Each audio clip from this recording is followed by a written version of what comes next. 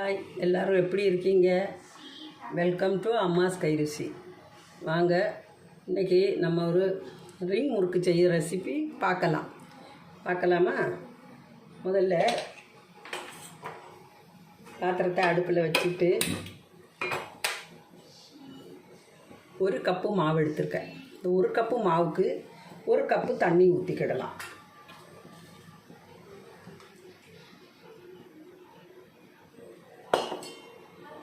ஒரு கப்பு மாவுக்கு ஒரு கப்பு தண்ணி ஊற்றுறேன்.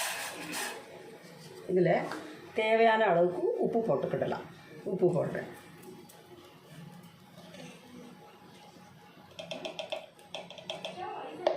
கொஞ்சம் மிளகாத்தூள் பொடி போடுறேன்.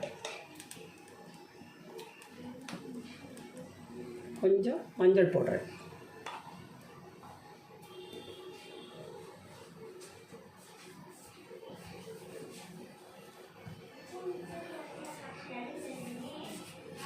ஜீரகமோ ஓமமோ ஏதாவது போடலாம். கொஞ்சம் ஓமம் போடுறேன்.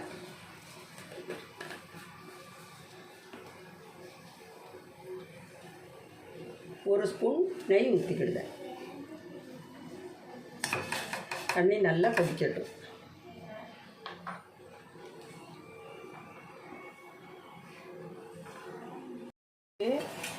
இந்த மாவை இதில் போட்டு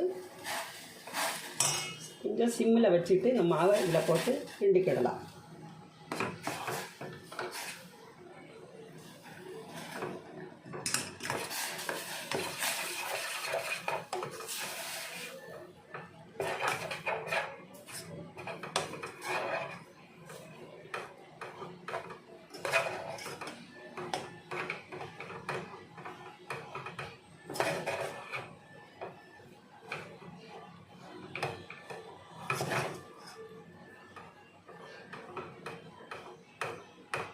மாவு இதில் போட்டு நல்லா கிண்டியாச்சு. இதை கொஞ்சம் ஆற வச்சுக்கிடலாம். கொஞ்சம் கை பொறுக்கிற சூடு வரும்போது சப்பாத்தி மாவு பிசைஞ்ச மாதிரி பிசைஞ்சிக்கிடலாம். பாத்திரத்தில் மாற்றிக்கிடலாம்.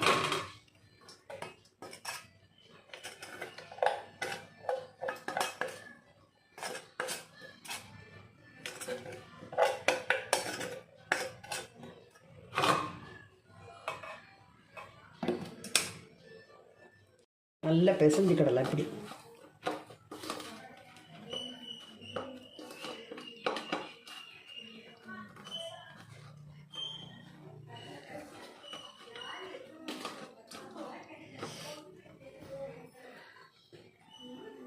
நல்லா பிசைஞ்சாச்சு.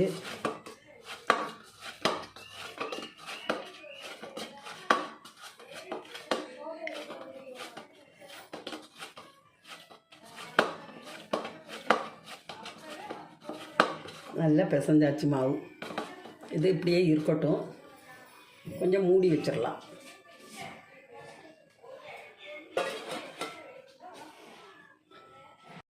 இப்போது நம்ம இந்த மாவு கொஞ்சம் கொஞ்சமாக எடுத்து முறுக்கு செய்யலாம். அதுக்கு இந்த பலவை மாற்றிக்கிட்டேன். அந்த அலுமினியம் பலவைகள் அப்படியே வலிக்கிட்டே போகுது. அதனால மாற்றிக்கிட்டேன்.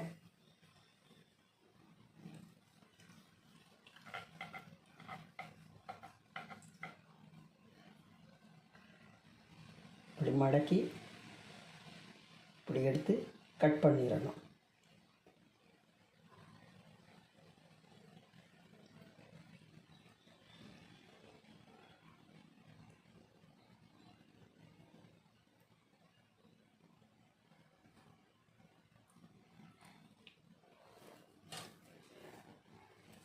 இப்படி ஒன்று ஒன்றா செய்யணும்.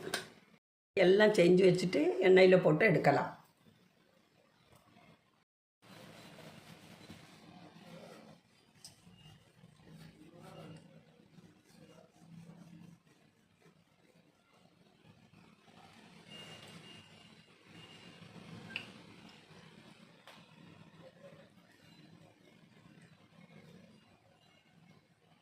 எல்லாம் செஞ்சாச்சு. இது எண்ணெயில் போட்டு எடுக்கலாம். மீடியம் ஃப்ளேமில் வைக்கணும்.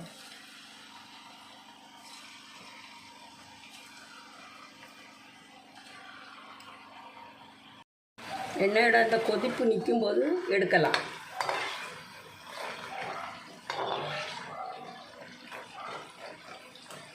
நல்ல கலர் கொடுக்கணும்னா ஃபுட் கலர் சேர்க்கலாம். ரொம்ப மிளகா பொடி போட்டால் குழந்தைகள் சாப்பிடாது, அதனால் கம்மி பண்ணி போட்டிருக்கேன். முறுக்கு வெந்துருச்சு, எடுத்துடலாம்.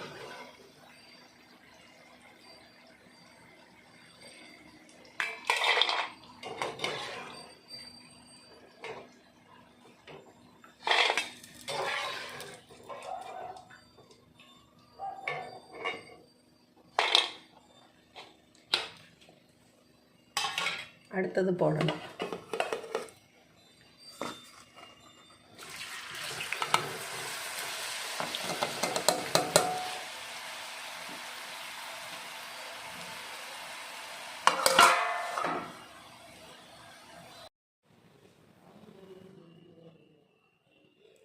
ரிங் முறுக்கு தயாராகிட்டு, நீங்களும் செஞ்சு பாருங்கள், ருசித்து பாருங்கள்.